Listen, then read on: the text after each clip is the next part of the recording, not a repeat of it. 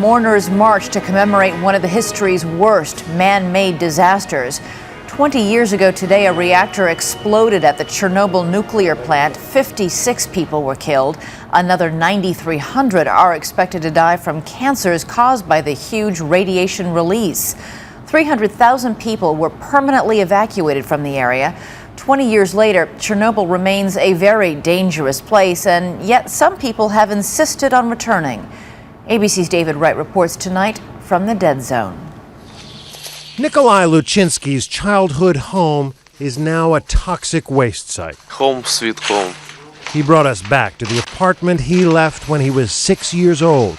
His family left in a rut. On the windowsill, syringes still full of medicine, antidotes for radiation poisoning. It's strange to be here, he says. The entire city is now a ghost town. Less than a mile away, the unthinkable happened. The fire in Chernobyl's reactor number 4 was more radioactive than Hiroshima and Nagasaki combined, potentially deadly even today.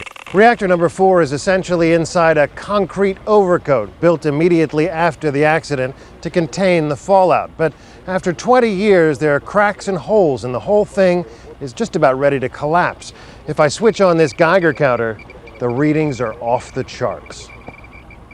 So contaminated that workers shoring up the holes can only risk 15-minute shifts. This entire region has seen a surge in cancer cases and birth defects, especially among the children of Chernobyl and their children.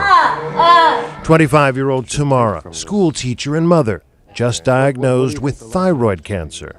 A terrible thing. Yes. And so many people also in the same situation as you. Yes, she sighs, but that doesn't make my pain any less. Scientists say it's difficult to tell which cancers are linked to Chernobyl. Some local authorities have their own ideas how best to keep safe. Vodka is very good protection. 80-year-old Maria Orapova would agree with that.